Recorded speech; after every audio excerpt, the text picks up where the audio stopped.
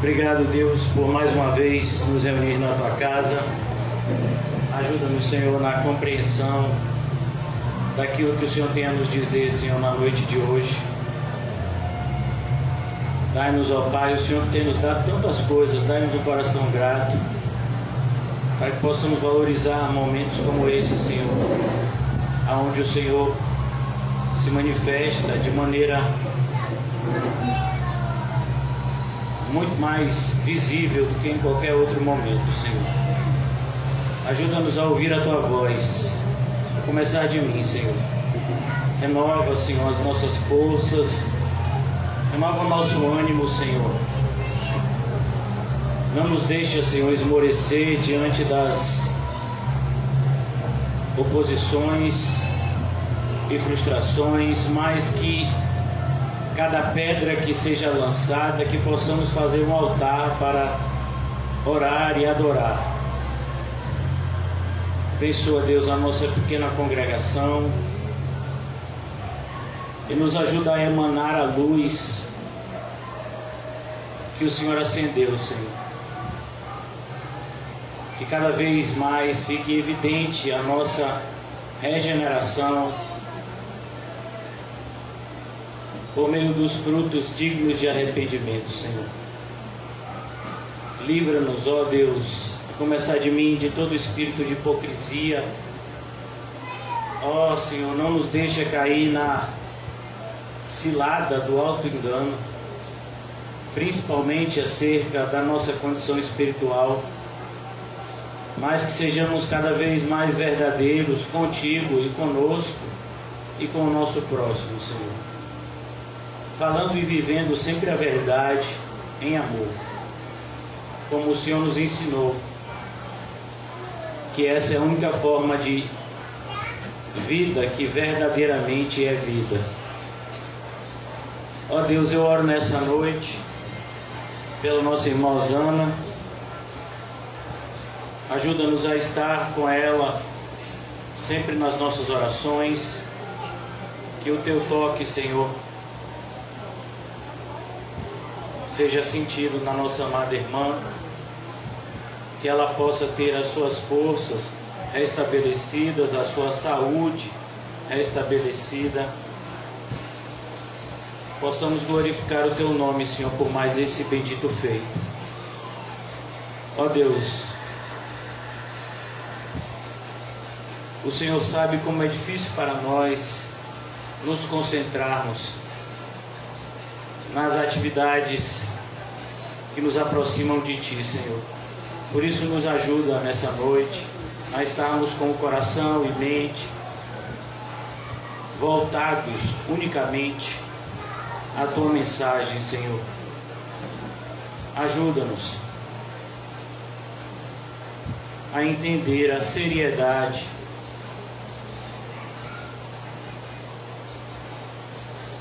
da palavra eternidade. Ajuda-nos a entender que é muito melhor ouvir falar do inferno do que ir para lá. Que o Senhor nos dê esse discernimento, Senhor.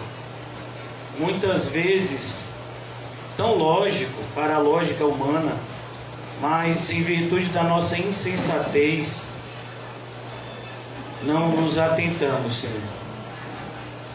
Como os Teus alertas são sempre e sempre demonstração de carinho, enquanto que aqueles que não são corrigidos já estão debaixo da Tua ira, Senhor.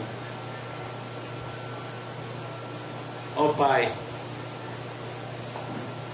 ajuda-nos a vivermos como Teus filhos, Senhor Jesus.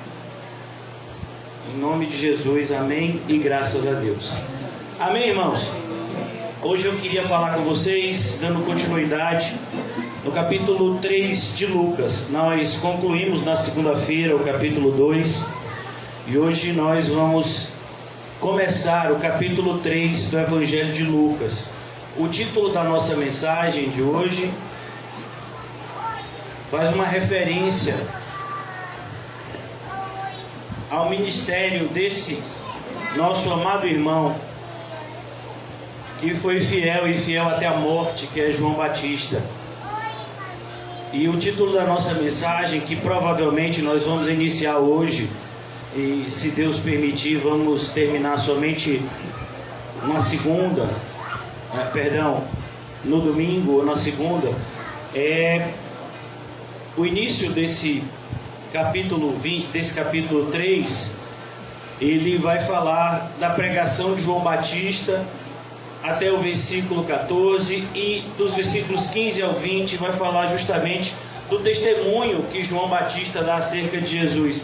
E essa é uma mensagem só, mas que nós vamos dividir em 2 ou 3 mensagens com um nome só, com um título que é Preparando o Caminho do Senhor. É preciso que a gente entenda como é precioso essa narrativa que Lucas faz aqui no capítulo 3, e que nós já vimos que essa é uma característica do evangelista Lucas, que é ser específico em relação a alguns dados históricos. E esses dados históricos, eles são muito importantes, não somente para nós, não precisaríamos de comprovação nenhuma em relação da veracidade das palavras de Deus, mas para a infelicidade de muitos ateus que negam até acerca da existência de Jesus como homem, como um homem que viveu na Galileia, mas existem inúmeros fatos históricos, documentos históricos que comprovam a veracidade, e muitos desses documentos eles falam de nomes de pessoas como nós vamos ver aqui: Tibério César, Pôncio Pilatos, Herodes. Esses nomes eles são muito falados na época de Jesus em documentos históricos que são encontrados naquela região do mundo. Já no início do Evangelho de Lucas, Lucas fez isso. Quando Lucas vai descrever o nascimento de Jesus, ele vai falar que isso aconteceu nos dias de Herodes. Esse Herodes já é outro Herodes, Herodes o Grande, rei da Judéia. Houve um sacerdote chamado Zacarias. Então você percebe como Lucas ele é extremamente específico em relação a esses dados, que na verdade são dados históricos que conseguem nos colocar na linha do tempo. Você vai ver, por exemplo, que aqui no texto que eu descrevi para vocês no capítulo 1, olhe como Lucas diz: Herodes, rei da Judéia. Já aqui no capítulo 3, ele vai dizer Herodes, tetrarca da Galileia. Aí você fala, mas o que foi que aconteceu? A mesma pessoa com títulos diferentes? Não, são outras pessoas. Esse Herodes aqui já não é aquele Herodes, esse é filho daquele Herodes. Aquele Herodes, ele era rei de toda a Judéia. Ele era um homem muito inteligente e ao mesmo tempo muito perverso. Ele teve dezenas de filhos, assassinou inclusive alguns que ele tinha receio que pudessem tomar o seu poder. E quando ele morreu, os seus filhos não tinham o mesmo tino de poder como ele. Então o pessoal de Roma achou por bem, ele mesmo também direcionou isso, dividir o território que ele só governava em 4. Daí o nome tetrarquia. Esse território foi dividido em 4. Só que o que acontece? O filho, e esse dado, ele está lá em Mateus. Vamos lá em Mateus rapidamente, olha que coisa interessante. Como é bom a gente perceber esses dados históricos. Mateus capítulo 2. Quando Mateus ele descreve a volta de José com Maria e Jesus do Egito, ele diz: tendo Herodes morrido, Herodes aqui é esse Herodes que eu falei para você, o grande, que era rei da Judéia, que Mateus 2,19. Eis que um anjo do Senhor apareceu em sonho a José no Egito e disse: dispõe-te, toma o menino e sua mãe e vai para a terra de Israel, porque já morreram os que atentavam contra a vida do menino. E olha que coisa, versículo 22. Tendo porém ouvido que Arquelau reinava na Judéia. Olha que coisa interessante. Esse Arquelau que reinava na Judéia, nessa época ele reinou pouco tempo. Ele era um homem tão perverso que os próprios judeus foram reclamar dele lá em Roma. Então Roma tirou ele do poder e colocou um governante governante lá. E Pilatos é esse governante romano que está lá nessa região da Judéia. É isso que a gente vai ver, por exemplo, quando Jesus é julgado, que Herodes descobre que Jesus era galileu. Ele diz, se ele é da Galileia, então Pilatos descobre que Jesus era galileu, não querendo ser responsável pela morte de Jesus, que ele sabia que era inocente. Ele diz, então manda ele para Galileia, porque lá quem manda na Galileia é Herodes, esse Herodes que está aqui descrito. Então todos esses fatos aqui, eles são extremamente importantes para nos situar na linha da história. Mas em segundo lugar, e para nós como cristãos isso é fundamental, é entender que Jesus, ele vai surgir na história, e João Batista, ele vai surgir também na história pregando o Evangelho em um tempo de grande apostasia, em um tempo onde a maldade havia atingido patamares inimagináveis. Então, se hoje nós achamos que os nossos governantes são corruptos, são maldosos, que as nossas autoridades policiais são violentas, se nós achamos que vivemos em um mundo extremamente maldoso, se a gente vivesse nessa época aqui, a gente ia se assustar. Se hoje em dia a gente tem líderes religiosos corruptos, milionários que oprimem o povo, que pregam um falso evangelho da prosperidade, onde só eles enriquecem à custa de um falso evangelho, na época de Jesus e de João Batista não era diferente.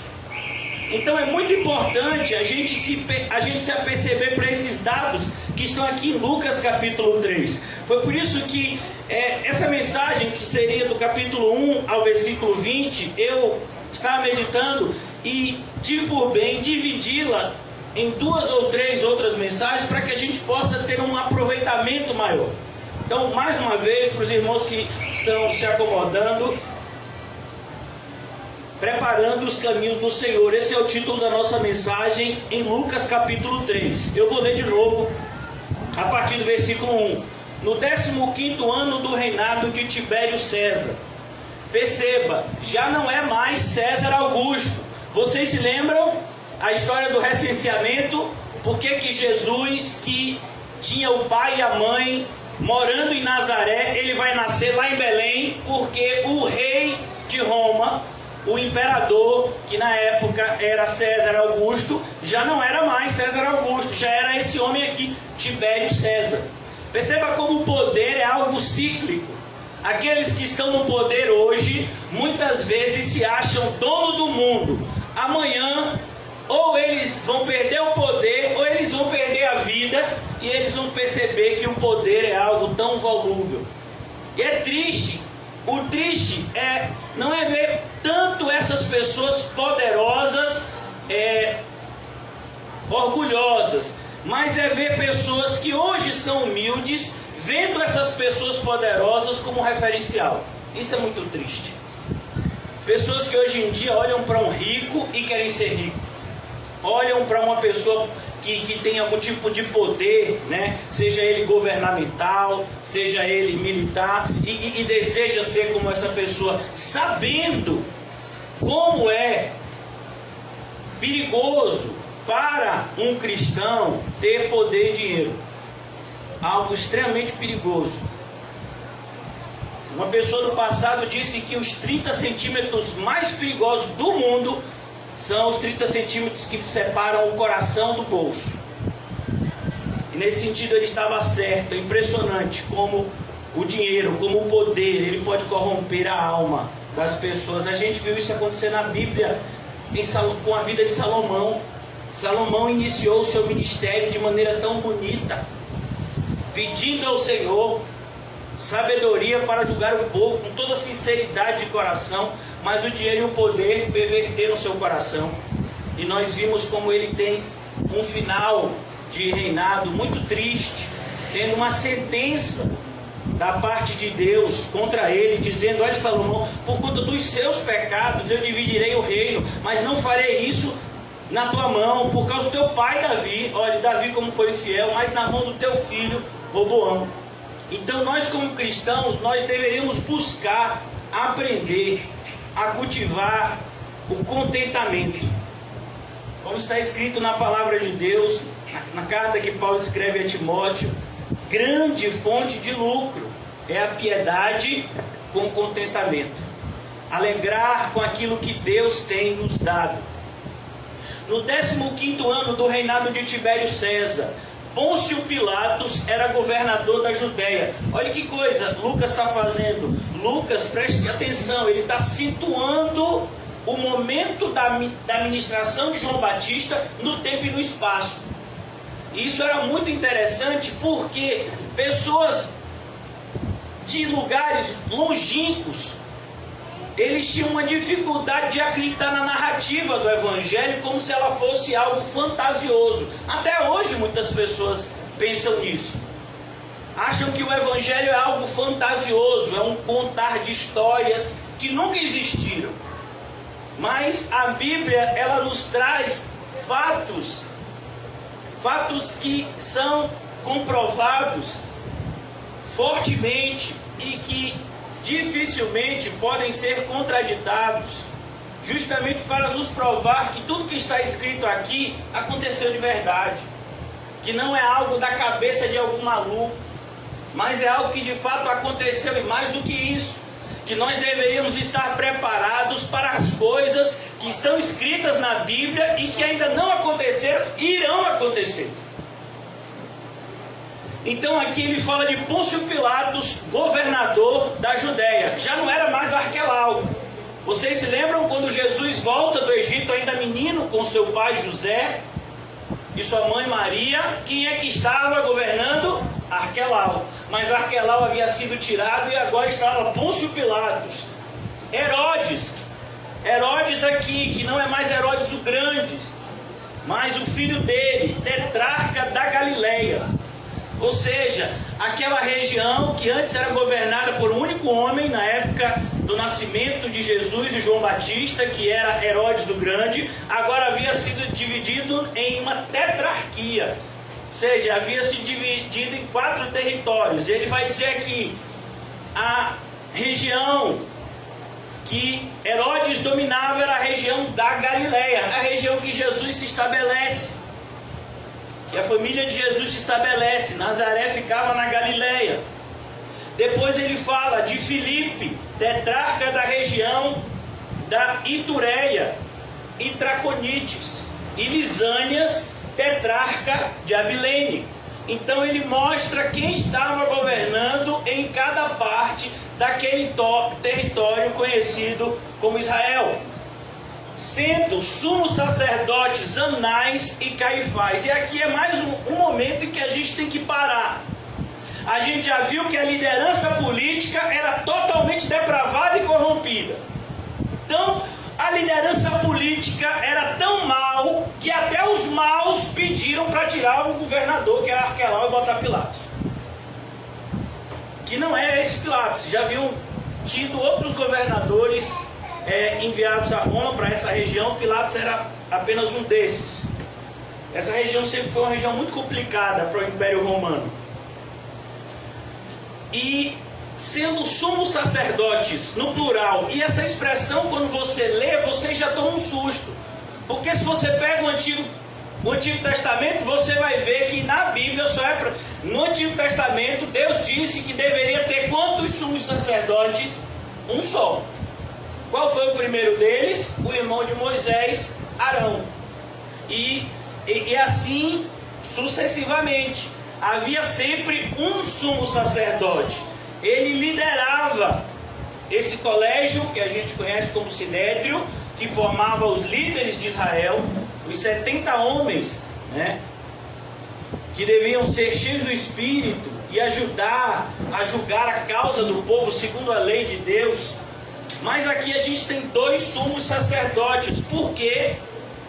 Porque Anás, ele era um homem muito apegado, por assim dizer, à letra.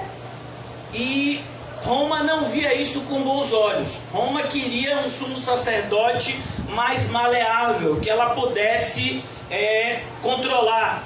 Então ela viu isso no sogro de Anás, que era Caifás.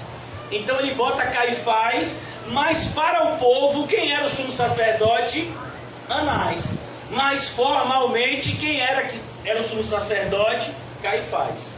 Tanto que você vai ver, quando Jesus é preso, levam ele primeiro para a casa de quem? De Anás. Então, Anás e Caifás, eles eram sumos sacerdotes. Não, só tinha um. Mas é que tinha um para o povo e tinha outro que Roma havia imposto. Então, o povo se dirigia para 2 sumos sacerdotes. E isso é uma abominação. É o que a gente tem vivido hoje, muitas vezes.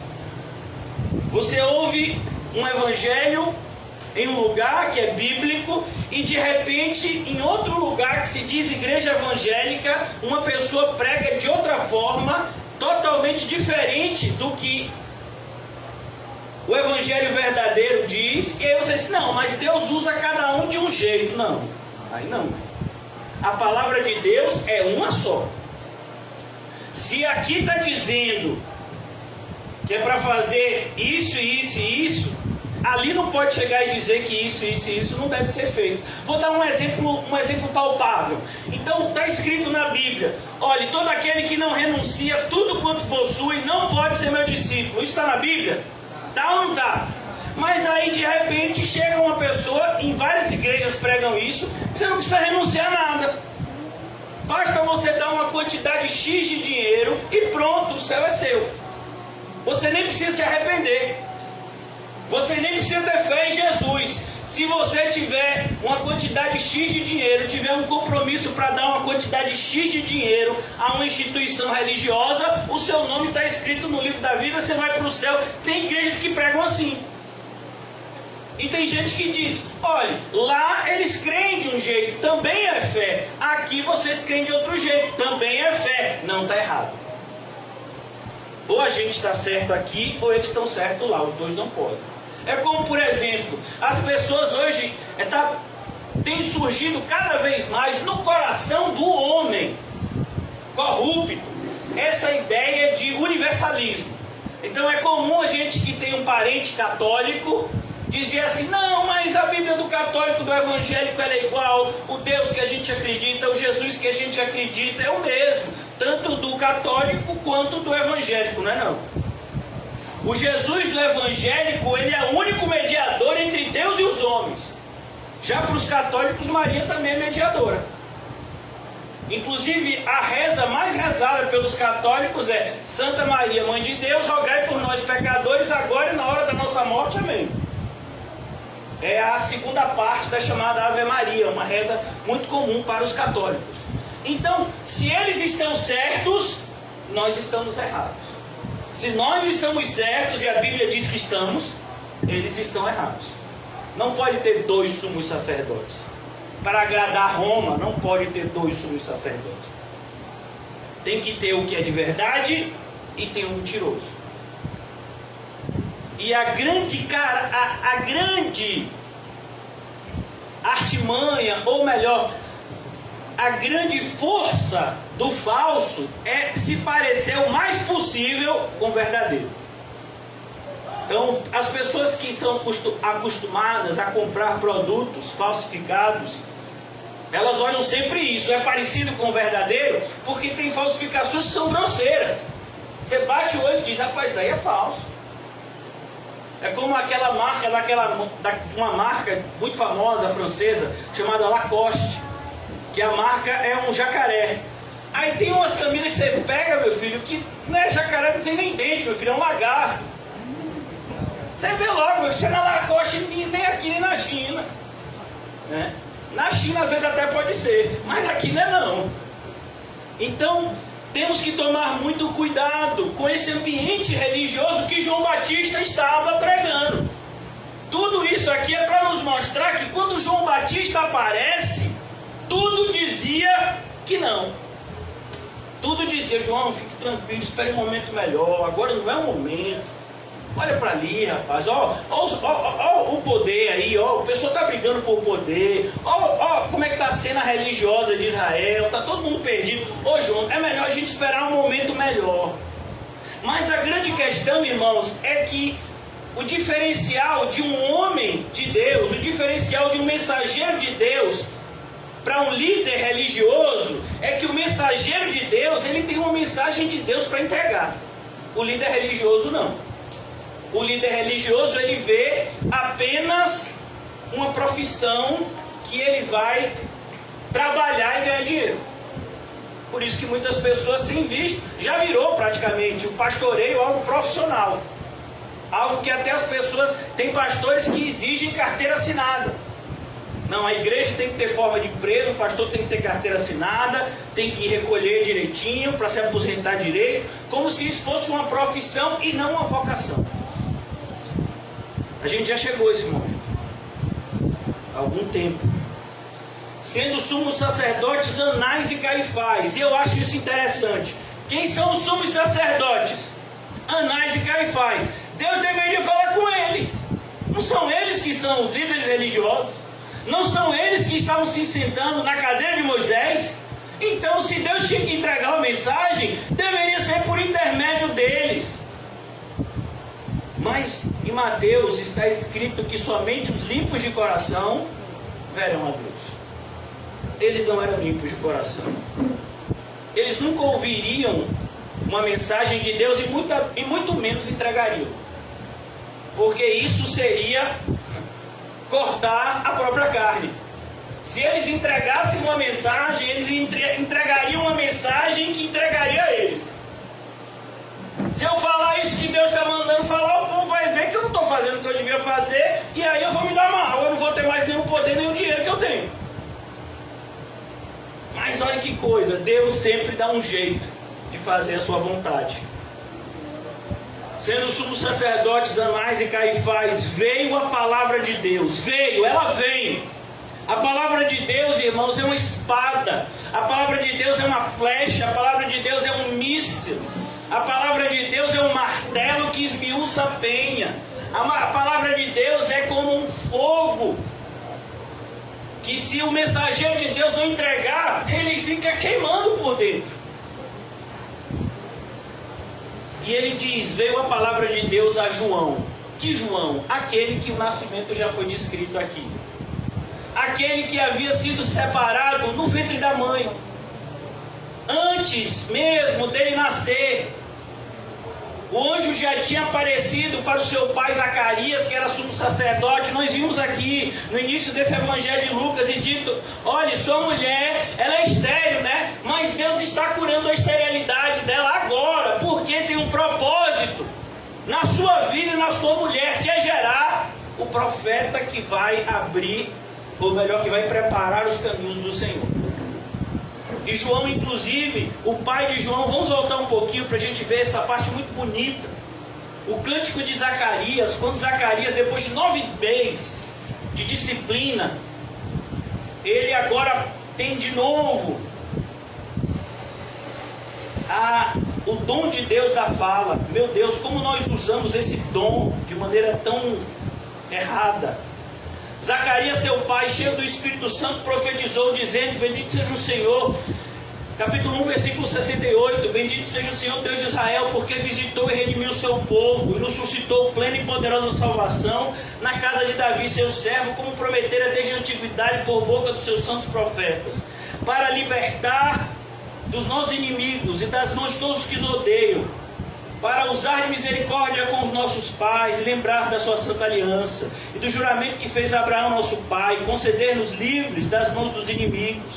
Olha que coisa, ele vai profetizando aqui. Isso tudo se cumpre na vida do seu filho 30 anos depois. Ele é aquele que está preparando os caminhos para o Salvador passar. A promessa que havia sido feita lá no Antigo Testamento, agora estava sendo executada. Os planos de Deus, eles têm princípio, meio e fim. E então, ele recebe essa palavra de Deus. E olha que coisa interessante. Veio a palavra de Deus a João, filho de Zacarias, no deserto. Ele estava onde? No deserto. Mas as pessoas normalmente, quando queriam ouvir, elas iam para a cidade, e mais especificamente para o templo. Mas o templo estava corrompido. O Senhor Jesus, quando ele vai para o templo, ele diz, vocês corromperam a casa do meu pai, e a transformaram num covil de ladrões e saqueadores. Só sabe o benefício de uma igreja bíblica aquele que já esteve no meio de uma igreja antibíblica. Então é importante a gente valorizar essa coisa tão singela que a gente tem aqui. Do ponto de vista humano, tão humilde. Um telhado que, se chover muito, molha. Um chão que foi colocado azulejos de tonalidades diferentes, por não ter condição de comprar tudo. Então, uma igreja tão pobre, tão simples, uma única caixa de som, tão poucas cadeiras, não tem espaço nem para colocar um ministério de louvor. Mas é um lugar onde a palavra de Deus ainda tem liberdade de ser pregada. Deus ainda fala por meio desse púlpito. Basta você ter ouvidos para ouvir. Nos lugares onde Anás e Caifás estão, não se ouve a palavra de Deus. Então você tem que vir para lugares desérticos como esse aqui. Esse é um lugar deserto, onde ninguém viria. Você vai para onde? Eu vou para uma favela. Eu vou para uma invasão chamada Alto das Pombas. Para a igreja. Mas tem tanta igreja aqui no seu bairro. Tem tanta igreja para você ir melhor em outro lugar. Você vai para aquele lugar? Fazer o quê? Então é isso que nós estamos lendo aqui. As pessoas não estavam mais encontrando a verdade onde ela deveria estar. Nos templos. Nos templos centenários. Muitas das igrejas aqui da nossa cidade são centenárias. Nós temos igrejas evangélicas na nossa cidade que tem mais de 100 anos. Uma delas, inclusive, fica próximo aqui. Então a gente tem que tomar cuidado, irmãos, para que nós não nos esqueçamos de um importante, ou seja, de um importante modus operandi de Deus, que Deus opera por fé e não por vista. Normalmente no lugar onde você pensa que vai acontecer, não acontece. E no lugar que você pensa que não vai acontecer, é lá que acontece. Então, cuidado. Várias vezes os filhos de Deus são avisados: não viva por vista, viva por fé. E a fé, Deus faz inclusive questão de definir aquilo que para Ele, Deus, é fé.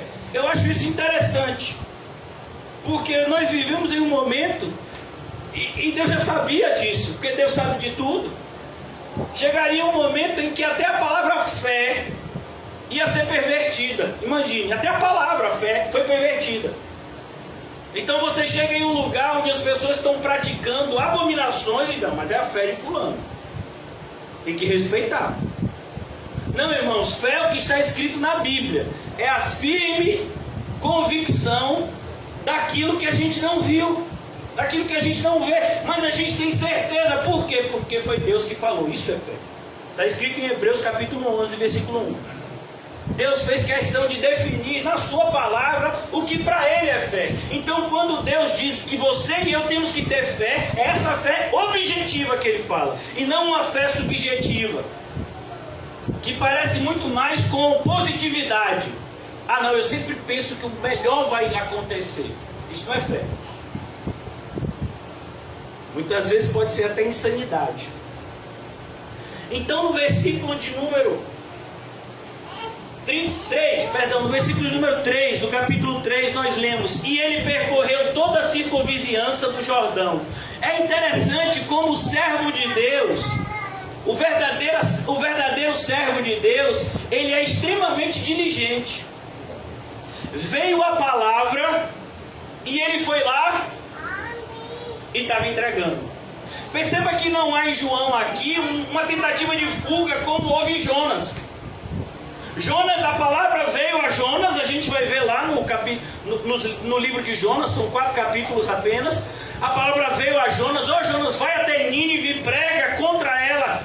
Não vou nada. Perceba que o servo do Senhor, ele não condiciona a palavra de Deus.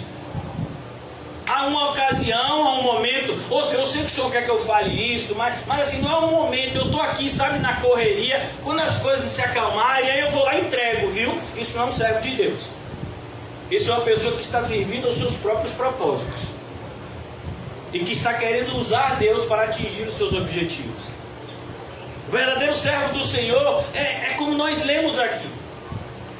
A palavra de Deus veio e automaticamente ele foi entregar. Há uma conexão entre aquele que fala conosco e aquilo que nós fazemos para ele, porque nós temos que enxergar Deus e nós como uma coisa só. Afinal de contas, se Jesus está em nós, nós estamos em Deus. E ele percorreu toda a circunvizinhança do Jordão. O Jordão, ele cortava, e ele corta até hoje o território lá de Israel. E ele percorria aquela região, pregando. E olha que coisa interessante, o que ele pregava? Ele pregava um batismo. A palavra batismo, para mim e para você, já virou praticamente sinônimo de um ritual. Sinônimo de um ritual de iniciação na igreja evangélica. E não tem problema com isso, porque, de fato, se a gente for olhar de uma forma menor, o batismo é isso mesmo, é um ritual de iniciação na fé. Mas batismo, do ponto de vista judaico, como aqui nós estamos ouvindo, o batismo fazia parte de um dos muitos rituais que existiam no Antigo Testamento. A palavra batismo, ela significa mergulho. Quando uma pessoa era mergulhada na água para ela se lavar, e existiam muitos rituais de purificação, dos quais o batismo era um desses. Mas aqui João, ele vem pregando um batismo diferente. Enquanto que o batismo que você vai ver lá no Antigo Testamento é um batismo que tem que ser repetido. Por exemplo, no caso de você ficar impuro porque você tocou no morto. Se você tocar no morto de novo, você vai ter que fazer aquilo de novo. Se você fizer qualquer outra coisa que te torne impuro, você vai ter que se limpar de novo, por meio dos rituais específicos lá. Mas João, ele prega um batismo diferenciado. Um batismo que é um divisor de águas. Um batismo que, na verdade, ele representa para nós uma porta que nos abre um caminho.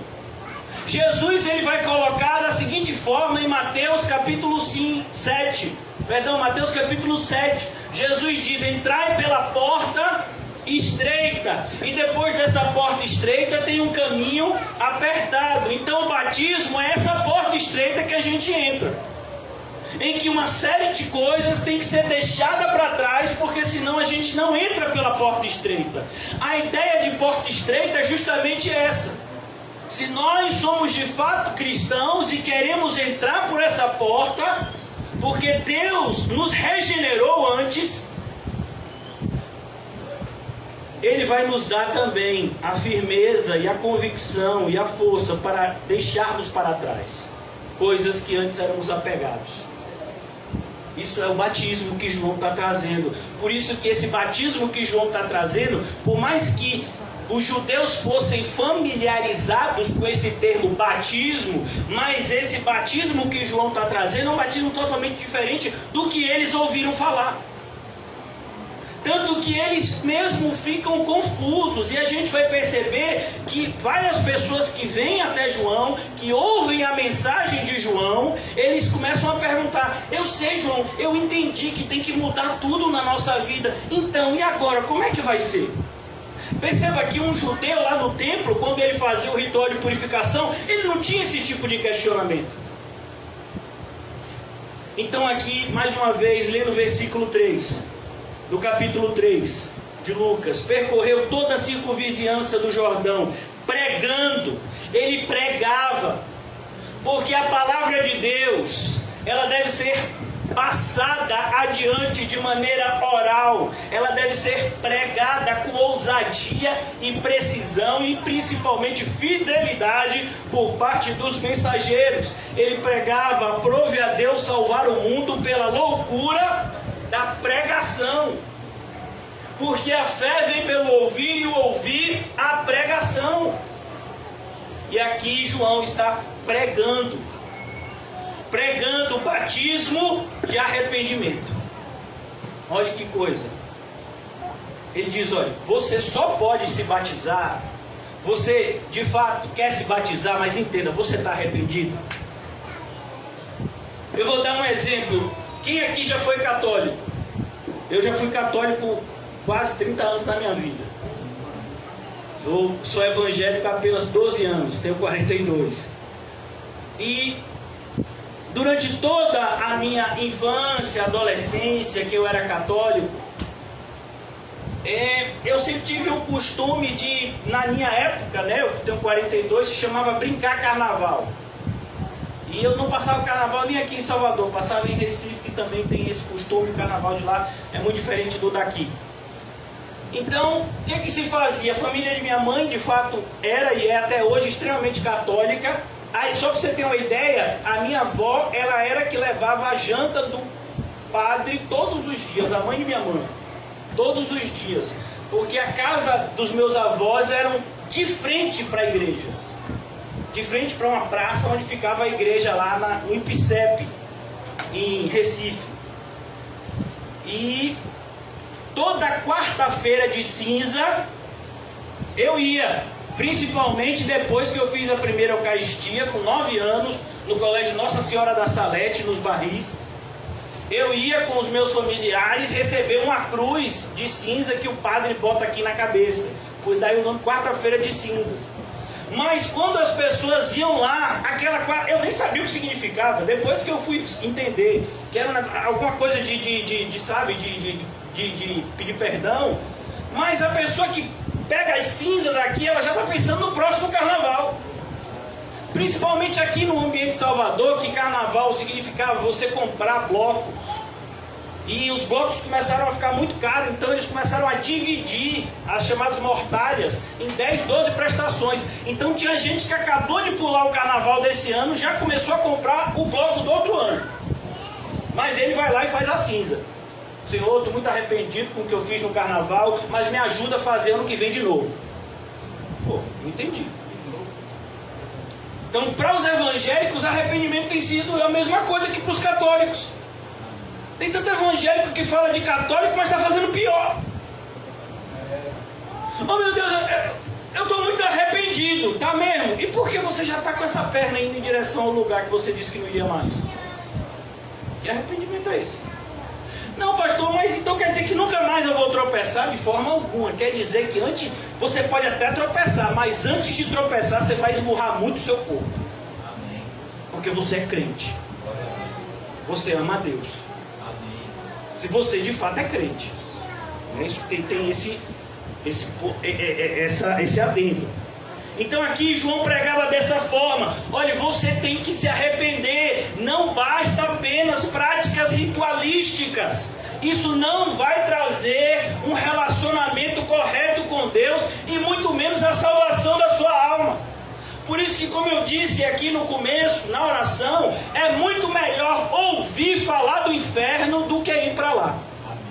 Eu, particularmente, prefiro ouvir todos os dias sobre o inferno e não ir para lá, do que nunca ouvir sobre o inferno e acordar lá, como aquele rico de Lucas 16. Mas tem gente, como no meu caso, eu vim de uma falsa igreja, o pastor me disse que não se prega sobre o inferno para novo convertido. O pastor me disse isso, e eu fiquei na minha cabeça, eu digo, como é que uma pessoa se converte sem saber sobre céu e inferno? Porque isso são coisas basilares, são coisas fundamentais. Se uma pessoa não sabe a respeito de céu e inferno, da eternidade, ele nunca pode fazer a escolha, por assim dizer. Então a gente tem que tomar muito cuidado, porque esse evangelho adulterado que tem sido propagado, aonde o inferno não existe mais, aonde é simplesmente Jesus, assina meu nome, escreve meu nome no livro da vida e pronto. Jesus escreve meu nome no livro da vida, pronto, é salvo. Jesus escreve meu nome. Vem cá, meu filho, desde quando Jesus virou escrivão? Que eu saiba, quem escreve as coisas no documento é escrivão, tabelião. Mas Jesus escreve meu nome no livro da vida? Então as pessoas hoje em dia, elas perderam a noção de arrependimento. Para arrependimento significa pensar de novo. É quando você, irmãos, olha para aquilo que você fazia e achava bom, e agora você olha e sente nojo. Isso é arrependimento. Aquilo que antes te dava prazer, agora te dá nojo. Aquilo que antes você gostava, você odeia. Isso é arrependimento. É uma mudança de pensamento. É como uma pessoa que fumava. E aí ela descobriu, porque na década de 80, os esportistas eram que faziam propaganda de cigarro.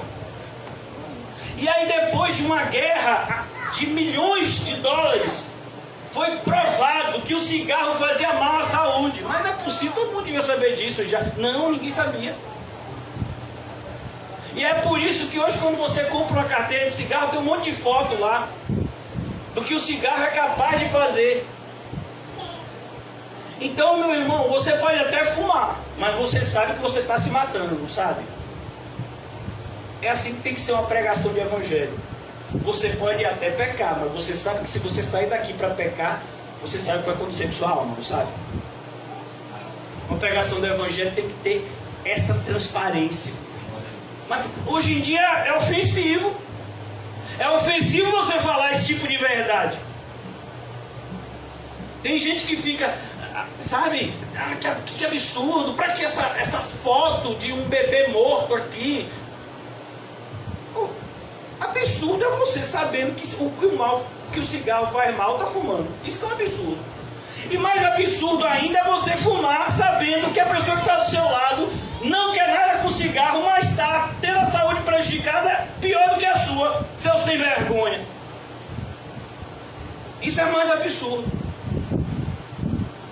Então aqui a gente vê como João, ele pregava de maneira ousada e assertiva. João não tinha esse negócio de vamos dar uma voltinha, não, ele ia direto ao ponto. Amém. O negócio aqui é arrependimento para remissão de pecados. Jesus disse a mesma coisa em Mateus, no Evangelho de Mateus ele diz: sem arrependimento não há remissão de pecados.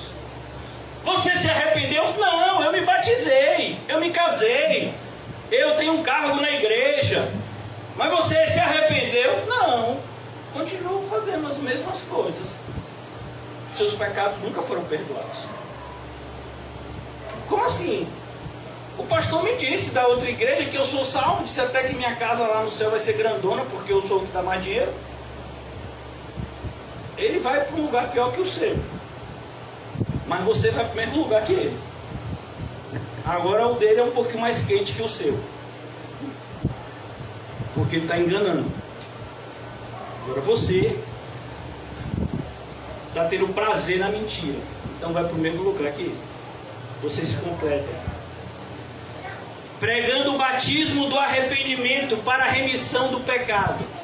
Aí eu quero perguntar, irmãos, de maneira muito direta e honesta, para você e para mim: será que a gente já se arrependeu? Por isso que João, ele vai trazer uma expressão que para muitos hoje em dia não tem nem significado, ou o significado é desvirtuado. Vão e produzam frutos dignos de arrependimento. Não é dizer que está arrependido, me mostre o seu arrependimento. Porque dizer que está arrependido, irmãos, um monte de gente diz. Mas cadê o fruto? Cadê o fruto de arrependimento? Pastor, mas como é que é isso? Eu lhe mostro na vida, eu lhe mostro na Bíblia. Quem aqui conhece um homem chamado Zaqueu? Alguém conhece um homem chamado Zaqueu? Sabe que ele era muito rico? A única vez que aparece na Bíblia essa expressão riquíssimo é com ele. Tem muita gente que aparece, fulano era rico, mas a única que aparece essa expressão riquíssimo é com Zaqueu. Eu não sei o que esse camarada fazia, mas que ele tinha muito dinheiro, ele tinha. Ele não tinha só muito dinheiro, ele tinha muito dinheiro. Mas aí quando ele conheceu Jesus, ele viu que o dinheiro dele, que ele achava que era tudo, virou para ele o quê? Nada. Percebeu o que é arrependimento? O dinheiro que ele fazia tudo para juntar, ele queria agora era o quê? Distribuir. Eu vou agora mesmo pegar metade do que eu tenho e dar aos pobres. Você já imaginou? Vamos imaginar que Zaqueu tivesse uma fortuna, segundo hoje em dia, então, no mundo a gente já chegou até fácil, a gente tem centenas de bilionários. Vamos imaginar que Zaqueu tivesse 1 bilhão, não é nem de dólares, para trazer para a nossa realidade, 1 bilhão de reais. Sabe o que Zaqueu está dizendo? Hoje eu vou pegar 500 milhões de reais e vou dar para os pobres. E aí? Será que deu para entender o que é arrependimento? Porque parece que com a gente, irmãos, a gente só entende quando bota dinheiro na jogada. Enquanto não bota dinheiro, fica todo mundo, a gente tem que melhorar, isso mesmo, aí, né? Mas você entendeu o que Zaqueu fez? E para que Zaqueu queria aqueles outros 500 milhões? Porque Zaqueu, para ficar rico hoje em dia, é igual no passado. Hoje em dia, para ficar muito rico, você tem que deixar muita gente pobre. Até hoje, os ricos enriquecem às custas de outros. E Zaqueu, então, foi impactado com aquilo que antes ele se vangloriava. Eu sou tão esperto. Eu passo fulano e fulano para trás na lábia.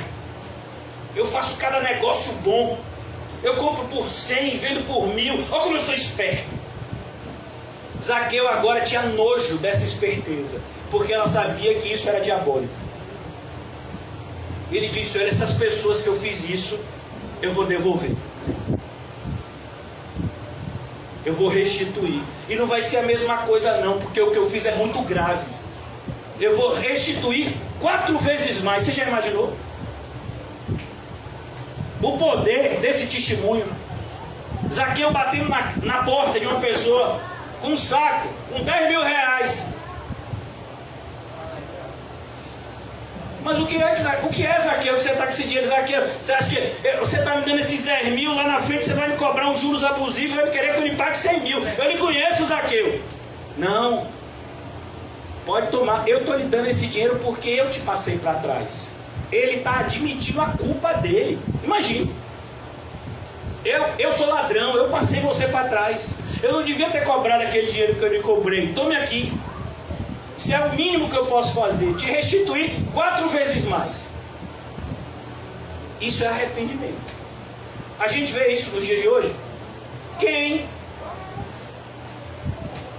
O máximo que a gente vê é uma lágrimazinha caindo no canto do olho. Mas quando fala de dinheiro, meu filho, ela já seca. Por isso que ele diz, tem que ter arrependimento. Tem que ter, como assim você se arrependeu e continua andando com as mesmas pessoas? Continua frequentando os mesmos lugares? Continua tendo o mesmo linguajar que antes? Que arrependimento é esse? Continua querendo as mesmas coisas? Nunca houve arrependimento, irmãos, não se engane. Se você quiser se enganar, você tem que ir para outra igreja, porque como eu disse, nessa daqui é a verdade que vai ser pregada. Arrependimento. Arrependimento não fala de uma área na vida da pessoa. Ah, porque antes eu mentia, pelo menos agora eu parei de mentir. Não. Arrependimento, ele fala de todas as áreas. Perceba que hoje em dia parece que nós pregamos um cristianismo negacionista, como que o cristianismo fosse apenas deixar de fazer coisas. Não, o cristianismo é um caminho, irmãos, extremamente dinâmico e positivo, no sentido de que não é só deixar de fazer o mal, é deixar de fazer o mal para fazer o bem. A Bíblia diz, aquele que sabe o bem que deve fazer e não faz, nisto comete pecado. E nós vemos hoje em dia, os seres humanos mais passivos que eu conheço são os evangélicos modernos. Porque os incrédulos, eles são extremamente dinâmicos. O que os incrédulos querem? Dinheiro, então eles vão atrás. O que um falso crente quer? Usar Deus. Então ele vai atrás. Ah, tem que fazer campanha? Então eu vou para a campanha. Ah, eu tenho que trazer meu salário para poder Deus me dar 50 vezes mais, então eu dou meu salário todo. Aí você vem e conhece a mensagem da graça. Você tem que se arrepender, crer em Cristo, a salvação é pela fé, é pela graça de Deus. Oh, que maravilha, agora eu posso sentar na minha casa, ligar minha televisão e ficar lá. Então você não entendeu nada. Como assim? Você não tem nada para fazer? Não, não tem. Ah, então quer dizer que o mundo inteiro já foi evangelizado. Quer dizer que as pessoas, todas as pessoas do seu bairro já estão evangelizadas. Todas as pessoas da sua cidade já conheceram o caminho da fé. Quer dizer que todos os cristãos que estão sofrendo, você já ajudou eles de alguma forma. E como assim você não tem nada para fazer? Não entendi. Sabe, é assustador, irmãos, a passividade que os evangélicos modernos vivem. Eu vou assistir o meu jogo de futebol que eu ganho mais. Como assim? Tem gente morrendo. Não estou falando do passado, não, estou falando do presente. Tem cristãos morrendo agora. Tem cristãos que estão presos por conta da fé deles agora. Tem cristãos que estão agora orando no meio da floresta com receio de serem presos e torturados, porque eles estão em lugares que ninguém quer ir para pregar o evangelho. E a gente é a geração que discute se o dízimo é bíblico ou não. A gente está discutindo coisas tão importantes como essa. Você está maluco? Você acha que eu vou perder meu tempo explicando para você a importância do dízimo? Quem tem que implorar para dar na igreja é o crente verdadeiro. Amém. Ele diz, pastor, eu quero dar, eu preciso ajudar. E eu não quero dar só isso que a Bíblia diz, eu quero dar mais. Foi assim na igreja de Filipos. O apóstolo Paulo disse, rapaz, calma nada, Paulo. A gente sabe a necessidade, você vai para tal cidade, para tal. A gente já veio aqui, já pegou um monte de coisa, pegou até um dinheiro ali, e tome aqui, é o que a gente tem. E Paulo estava lá. Você acha que eles se esqueceram de Paulo enquanto Paulo estava em Coríntios? Não. Demorou um pouquinho, eles se juntaram de novo e dizem, envia alguém, vai atrás de Paulo que ele está precisando de ajuda. Você é crente, irmão? E hoje a gente tem que falar com as pessoas que estarmos reunidos é importante para a nossa alma. Eu tenho que lhe dizer isso. É sério. Você não leu a Bíblia o suficiente para saber disso. Então quando a gente olha para João Batista, fica parecendo que João Batista é um alien. É um extraterrestre. Rapaz, não existem mais pessoas como João. Mas João devia ser você e eu. João Batista é um paradigma, é um exemplo de um cristão verdadeiro, só isso. Mas parece que o que João fez e vive é algo de outro planeta. Porque não faz parte da mediocridade do nosso cristianismo. Do cristianismo que a gente está vivendo. Irmãos do nosso meio, que não tem nem vergonha do que postam nas suas mídias sociais. Coisas que nem convém dizer entre os santos. Meu Deus do céu. Irmãos que hoje está quente, está frio, está quente, está frio. Fica parecendo aquelas brincadeiras de criança. Minhas filhas brincavam. Eu não sei como é o nome dessa brincadeira, mas elas chamavam de Marco Polo. Que a pessoa vai ficar assim, Marco, o outro diz Polo. Aí ele vai pelo som, para até onde a pessoa está.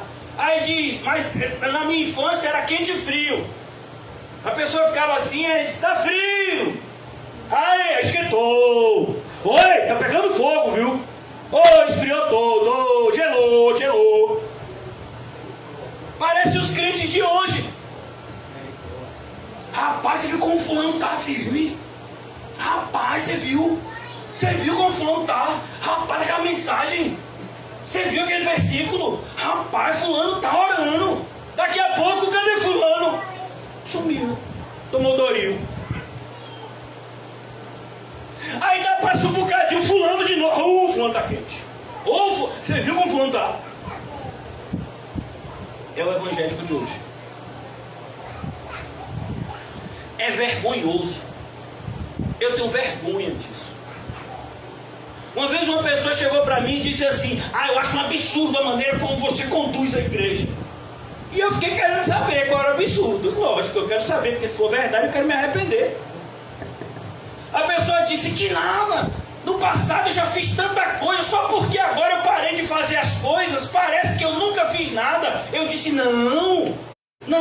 Aí a pessoa pensou que eu ia me desculpar, né? Eu disse: é muito pior. Era melhor que você nunca tivesse feito do que fazer e parar de fazer. Pelo menos é o que está escrito aqui, ó, nesse livro, que eu acredito. Aí a pessoa ficou com mais raiva de mim do que estava. Mas eu tenho minha consciência em paz e falei a verdade. É melhor que nunca tivesse tocado no arado do que tocar no arado e olhar para trás. Olha, a expressão é tão forte. É como a porca lavada voltando a se revolver no lamaçal. É o que Pedro está dizendo lá na carta dele. Aí a pessoa diz: mas eu acho um absurdo o pessoal da CCV, aquele pastor da CCV. Ai, que absurdo. Porque a pessoa que já fez tanto, só porque deixou de fazer, sumiu, desapareceu, tomou Doril.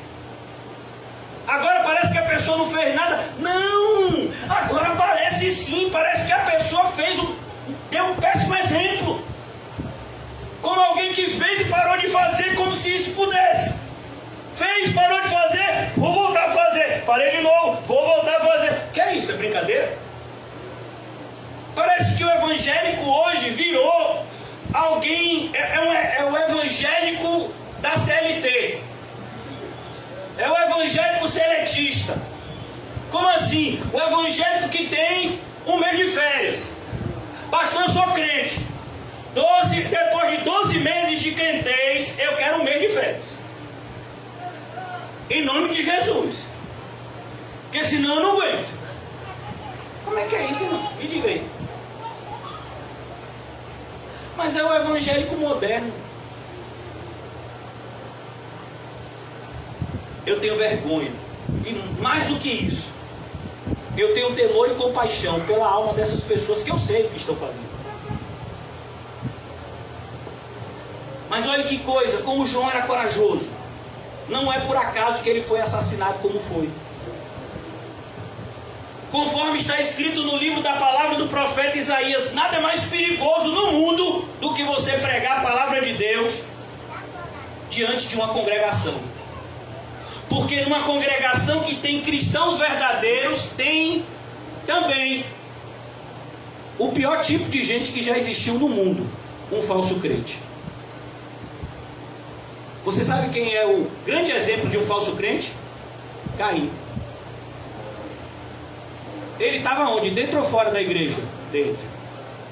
No mesmo culto que Abel. E aí, 1 de João diz: sabe por que Caim matou Abel? Alguém sabe me dizer?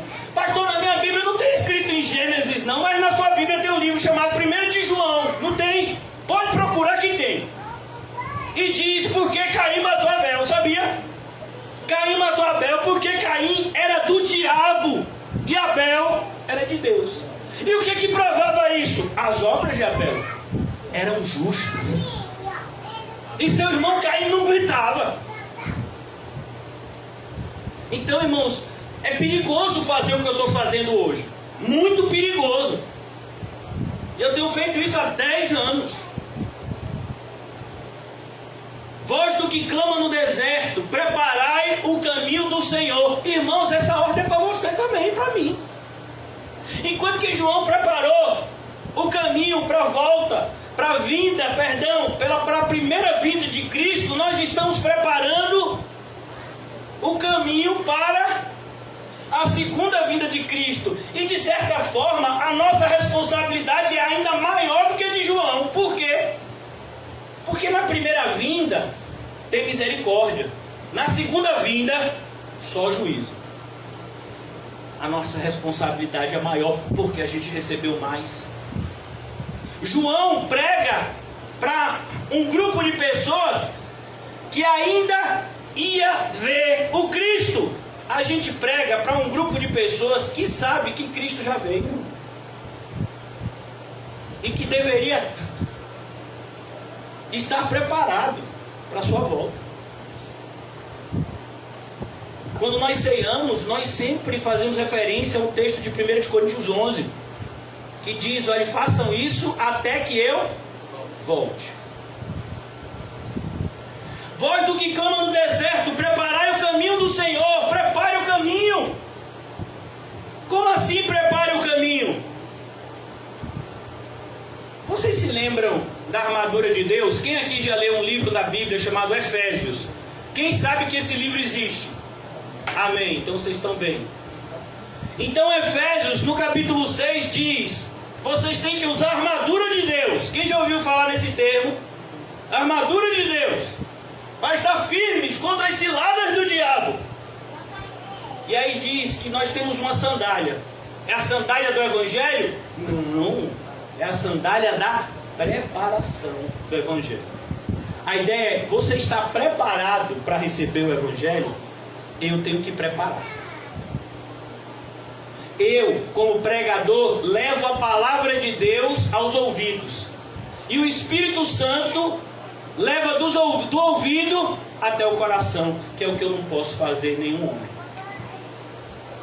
Isso é o Evangelho. A gente tem que pregar.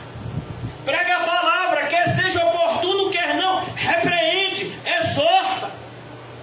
É o momento, é agora. Não cale a boca não, Timóteo. Eu sei que vai ter muita gente com cara feia, mas continua pregando, Timóteo. É o que Paulo escreve para Timóteo, perto da sua morte. Voz do que clama no deserto. O Evangelho é um clamor. Arrependam-se. Clamar vem de falar em alta voz. Arrependam-se. Prepare o caminho. Onde é que a gente prepara o caminho do Senhor? Dentro de nós. Endireitai as suas veredas. Veredas significa caminhos também.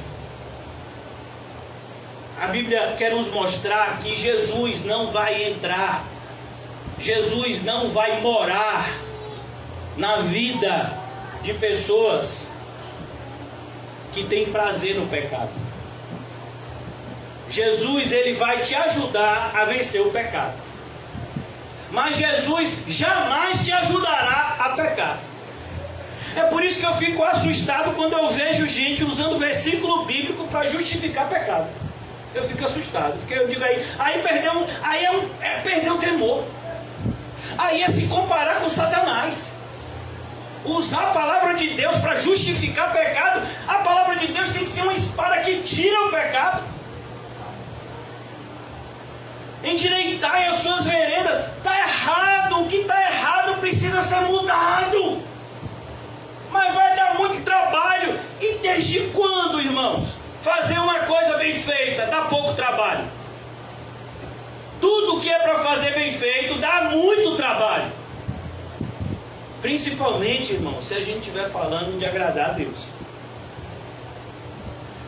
Olha, eu acho é impressionante como você pega na Bíblia e você vê Deus falando com Abraão. Abraão, sai do meio da tua casa, do meio da tua parentela e vai para o lugar que eu te mostrarei. Por que Deus não falou com Abraão lá? Aí você vai lá para a história de Elias. Elias, o bichinho já está deprimido. E Deus manda lá um anjo entregar pão e água para Elias e diz: caminha, porque Deus vai falar com você num lugar, lá no monte, não sei aonde. Elias tem que caminhar quantos dias? 40 dias, 40. Mas Deus não podia falar ali, rapaz. Ó Deus, se o Senhor é onipresente, se o Senhor vai estar lá, do mesmo jeito que você está aqui, por que você não fala logo aqui, Deus? Moisés ia subir para falar com Deus. Aí você ficava esperando uma semana, nada de Moisés voltar. 2 semanas, nada de Moisés voltar. Que nada, varão, bateu um mês, 30 dias, Moisés não voltou ainda. 40 dias. no monte. Rapaz, que Deus é esse? Vem cá, quer dizer que eu quero oferecer esse meu bezerro só porque ele está com uma verruguinha ali, um negocinho ali imperceptível, agora já não pode mais oferecer? Pode não. Se tiver uma mancha, não pode. Mas vem cá, rapaz, não vai matar e depois não vai queimar. Qual é a diferença que vai fazer? A diferença é que Deus está vendo que você não está fazendo o que Ele mandou. Deus não se agrada com holocaustos e sacrifícios. Deus se agrada com obediência. Sabe quem disse isso? Samuel a Saul. Deus havia dado uma ordem clara: é para você matar todo esse povo, não deixa nada, animal, tudo, mata tudo, para você demonstrar o meu juízo. Você é minha mão, Saul. Aí Saul, quando viu o rei, disse: não, vou demonstrar minha misericórdia, vou deixar o rei viver. Aqueles animais são tão bonitos, não vou matar não, vamos guardar para a gente oferecer para o Senhor, porque aí a gente sabe como é, né? Você viu o boi que ofereceu ali para Deus? Você viu o boi bonito, rapaz. Irmãos, como é que está seu caminho? A hora de endireitar ele é agora. Eu não sei se você vai ter mais tempo. Endireitai as suas veredas. E aqui ele dá uma mensagem, eu já vou concluir, virtude do horário. Todo vale será aterrado. O que é um vale, irmãos?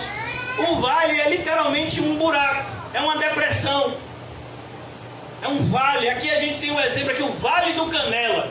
Se você for ver aqui perto, é uma faixa de rua entre dois montes. É um vale. E ele diz que o vale vai ser aterrado. E o monte, o que é um monte? É um lugar alto. Ele vai ser nivelado. A ideia é, tem que estar tudo reto. Não tem espaço para orgulho, mas também não tem espaço para falsa humildade. Não tem espaço, irmãos, para orgulho, mas também não tem espaço para síndrome do coitadinho, para vitimização dos crentes. Ah, Senhor, foi o diabo que me enganou. Ah, Deus, foi a mulher que tu me deste. Não tem espaço para isso não. Por isso que quando o pastor diz não tem desculpa para Deus, o pastor está falando algo para o seu bem. Não tem desculpa. Não adianta você dizer para Deus: oh, minha vida está tão difícil. É sério que você está dizendo isso para Deus? Quem aqui de nós pode dizer que a vida está muito difícil? Quem pode? Quem aqui pode se atrever a dizer que a gente tem descido mais do que o que Jesus desceu? Quem? Quem aqui tem resistido até o sangue na luta contra o pecado? Irmãos, está na hora de nivelar. É por isso que às vezes falta tantas coisas na igreja. Porque as pessoas, elas não entenderam a mensagem. Olha, deixa eu lhe dizer uma coisa. Generosidade não é sinônimo de conversão, mas é uma evidência. Um cristão, ele vai ser inevitavelmente uma pessoa generosa.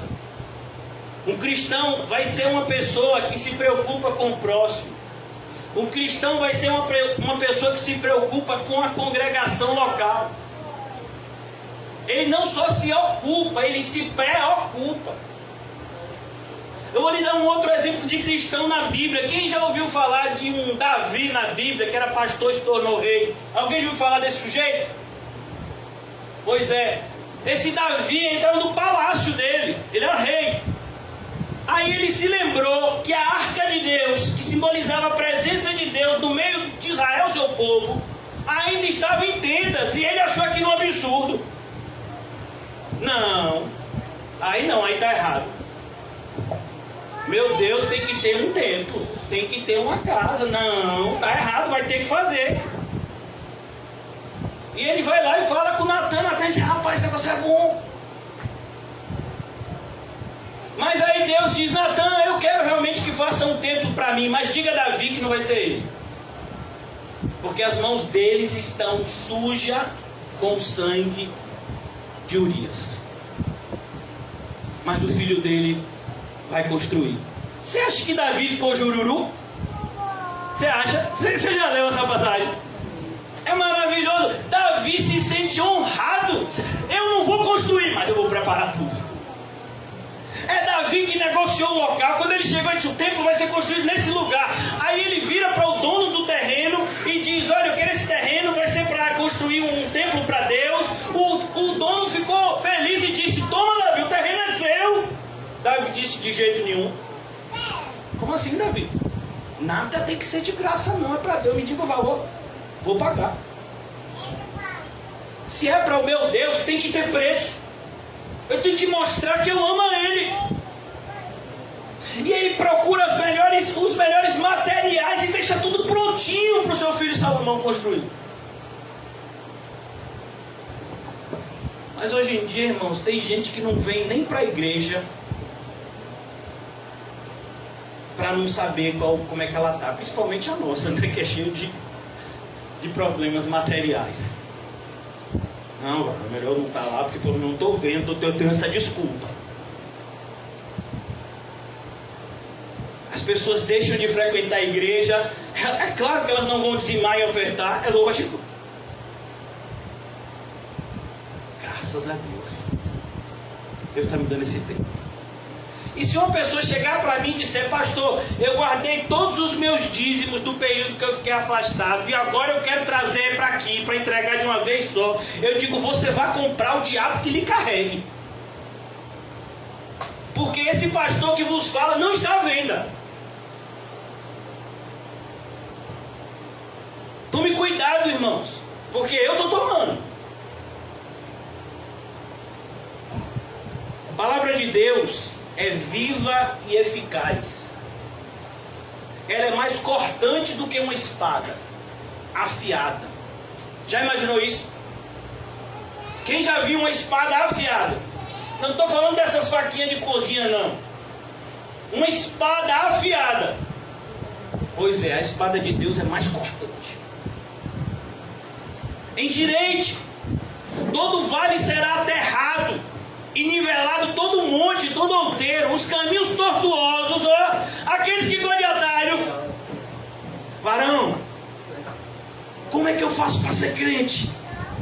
Eu já entendi, esse negócio de inferno é ruim mesmo, eu não quero ir não. Eu tive até outro dia um sonho aí, rapaz, que eu me vi no inferno, tomei o maior susto, quero ir para aquele lugar de jeito nenhum. Mas o negócio é o seguinte: eu não posso fazer o que esse pastor maluco aí fica pregando. Então vá lá, me dá uma dica. Eu não queria dizer não, mas eu também não concordo com a maioria do que ele está pregando. É gente que está aqui hoje. Eu não concordo com a maioria do que ele está pregando. Cara, o negócio é o seguinte: você tem Deus no seu coração, então você está salvo. Como é a história? Você entende que o que você falou para essa pessoa condenou ela e você? Você entende isso? Que você, com uma única palavra, você tirou o crédito da palavra de Deus e ensinou um caminho errado. Você entendeu isso? É por isso, irmãos, não tem curva. O caminho do Senhor é reto. É por isso que é tão difícil.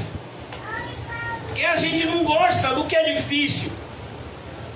Porque hoje em dia, o que mais faz fome? Você sabia que uma das maiores pesquisas na internet é dieta? Jogue lá no Google, o tio Google, dieta. Meu filho, tem tanta dieta: dieta da lua, dieta do sol, dieta da água, dieta do café, dieta do alface. Pastor, começa a dieta do alface. Você não come nada, quando você tiver para desmaiar, você come alface. Tem a dieta do abacaxi, dieta de não sei o que. Apareceu agora uma versão aí que é o negócio do... Como é o negócio? Você fica um tempão sem comer. O jejum intermitente. Que você fica a maior parte do dia sem comer e fica uma janela do dia, você come o alimento para no resto do dia você ficar sem comer. E cada um tem a sua teoria para isso. Meu filho, você sabe quantas teorias dessa funcionam? Nenhuma! Você quer ter uma vida saudável? Então pessoa, eu quero ficar comendo um monte de comida gordurosa e ainda assim eu quero ser uma pessoa saudável. Então você precisa de um mentiroso. Porque para qualquer pessoa que você for falar isso, ela vai dizer, então você é maluco. Você está dizendo para mim que quer comer um monte de porcaria e quer ter uma vida saudável? Então você precisa de um mentiroso. Como aquelas propagandas de televisão. Faça 5 minutos de abre não sei o quê e tem o abdômen perfeito. E todo mundo acredita.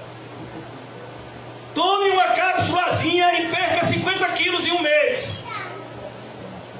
É mesmo, irmão, que você acreditou nele. Ô pastor, acabei de comprar a cápsula, estou esperando pelo correio. E o senhor está me dizendo que é mentira? Mas eu tenho fé que vai dar certo. Isso não é fé não, é estupidez. Cuidado, irmãos. Você tem que retificar. Qual é a diferença de retificar para ratificar? Pastor, eu não vim aqui para ter aula de português. Nem eu posso te dar. Pense numa coisa que eu sou ruim, é português. Mas eu tenho que entender um pouquinho de Bíblia. Ratificar significa confirmar aquilo que você falou. E retificar significa corrigir aquilo que você fez de errado. Mas tem muita gente que vem para a igreja tentar ratificar o erro. Eu estou errado, mas eu quero dar um jeito para transformar o certo no errado. E aí tem um jeitinho. Aqui não tem não. Lá onde tem um tal de Anás e Caifás tem jeitinho. Pode ir lá, que ele dá jeito. Se você botar um dinheiro na frente, ele vai dar esse jeitinho.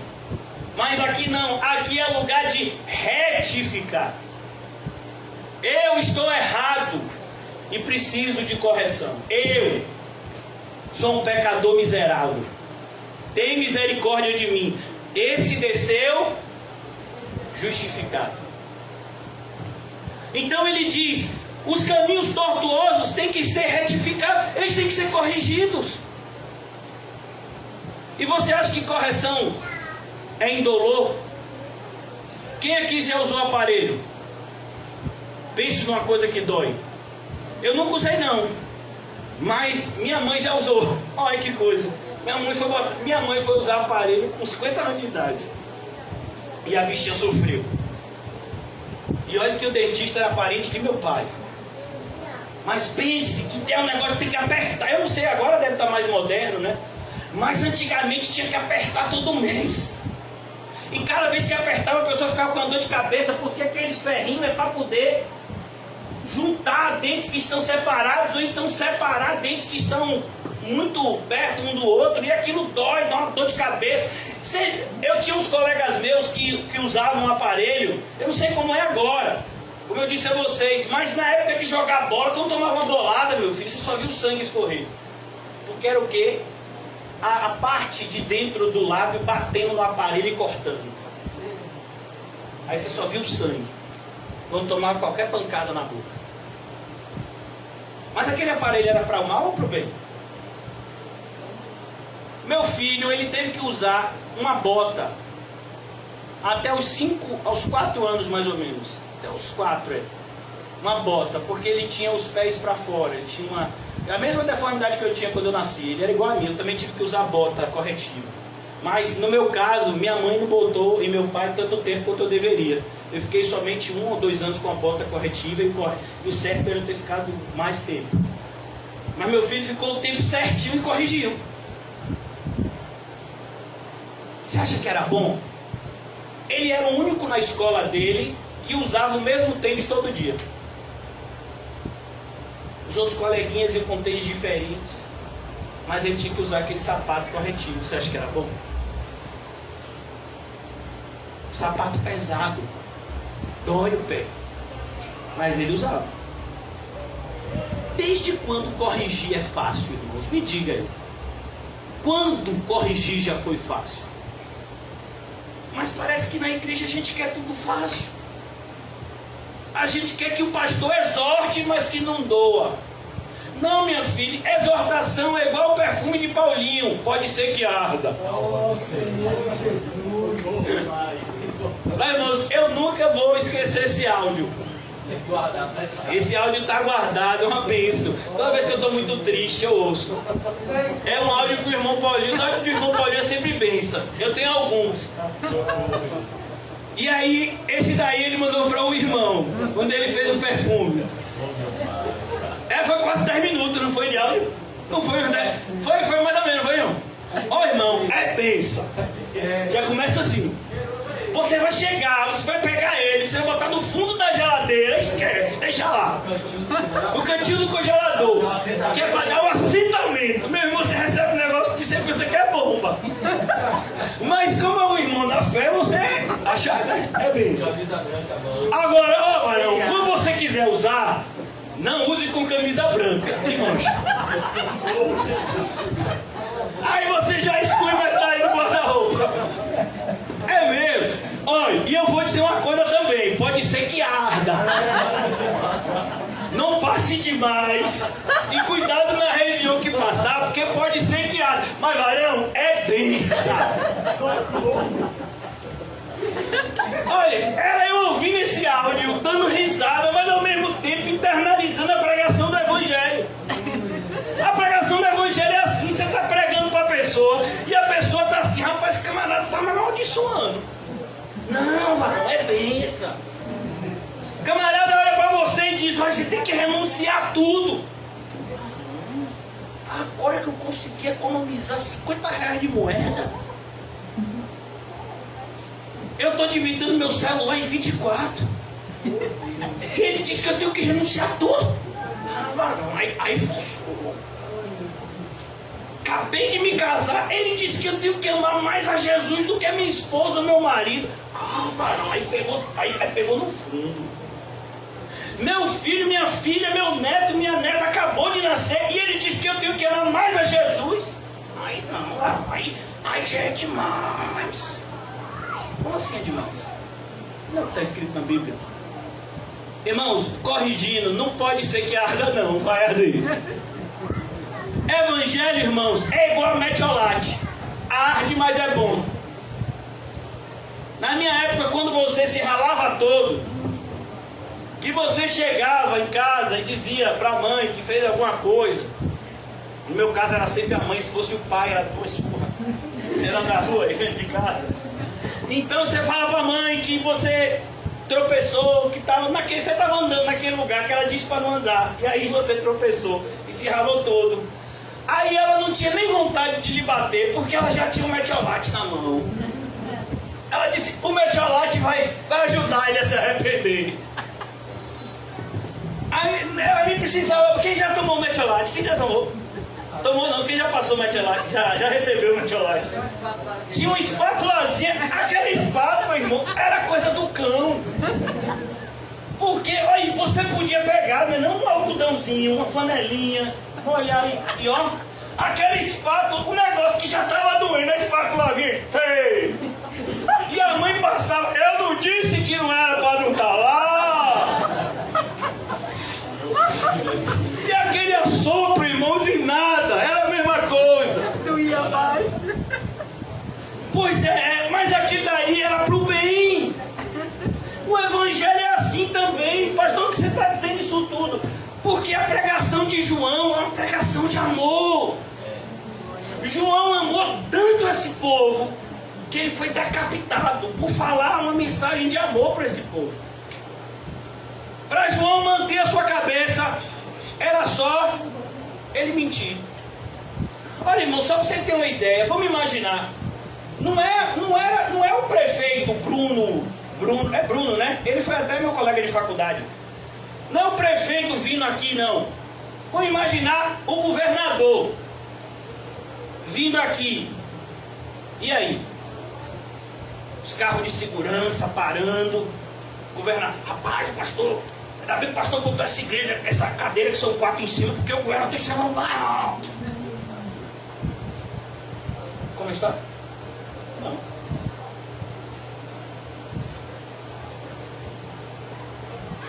Sabe quem gostava de ouvir João Batista? O governador Herodes. Ele gostava de ouvir João. Tanto que quando Herodías queria matar João, ele disse, não, matar também não, eu gosto de ouvir ele falando. Mas quem deu a ordem para decapitar João? Foi ele. Por isso, cuidado. Tem um monte de gente que diz, pastor, eu gosto de lhe ouvir falar. E eu digo, pô, Jesus, vai ser esse que vai dar a facada. Porque é isso, irmãos, por mais que a verdade seja uma demonstração de amor, ela dói.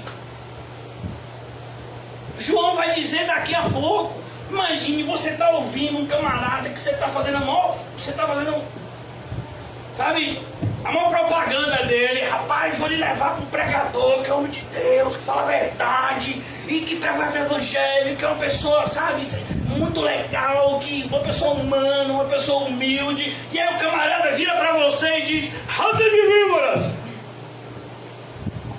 O que foi convidado, Arão, você me trouxe aqui para ouvir isso, é sério. Sabe o que é raça de víboras? É demonstração de amor.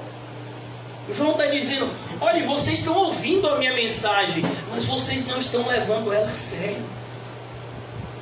Cuidado, para não cometer o erro que Jesus fala em Mateus capítulo 7, não sejam apenas ouvintes, porque o ouvinte, ele constrói a casa fica bonita, mas quando vem a chuva, o que acontece? Em todos os meses chuvosos aqui na nossa cidade de Salvador, quando você liga o noticiário, é sempre caso de desmoronamento.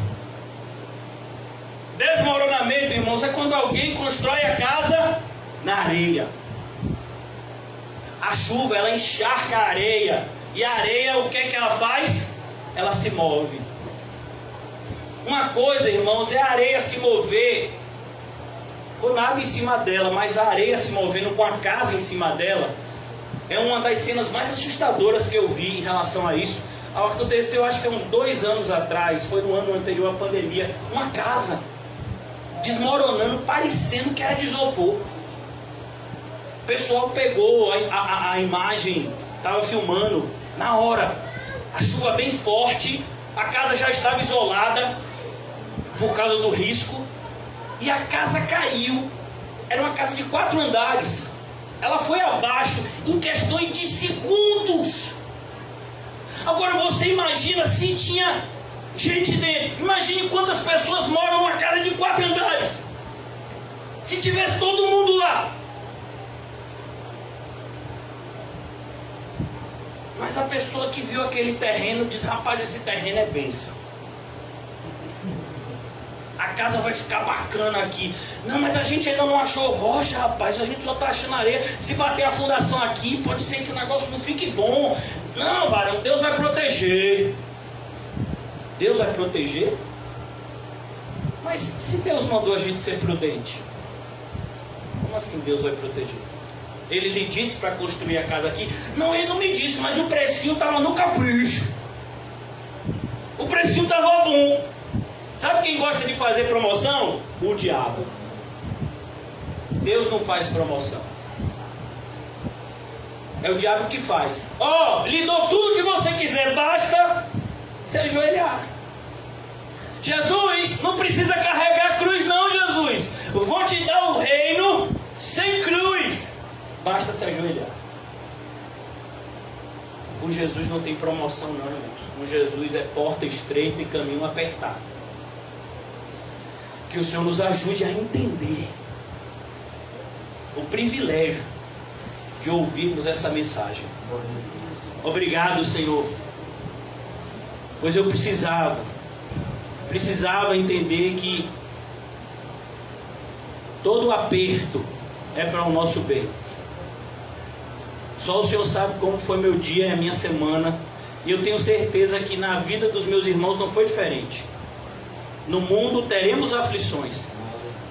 Ó Senhor, renova o nosso ânimo, para que todos, em um só espírito, junto com o Senhor, possamos completar a carreira que nos está proposta. Mas o Senhor mesmo nos disse, Senhor Jesus, como tem usado o teu servo, nosso irmão José. A única forma de completarmos a carreira proposta é olhando firmemente para o Senhor, que é o autor e consumador da nossa fé, Cristo Jesus. Ó Senhor Jesus, ajuda-nos a Te ver, a Te ouvir e principalmente a Te seguir, Senhor. Em nome de Jesus, amém e graças a Deus. Amém, irmãos? Saúdem-se mutuamente com um cumprimento santo. E não se esqueça de dizer para você mesmo: olhe onde você está construindo a sua casa.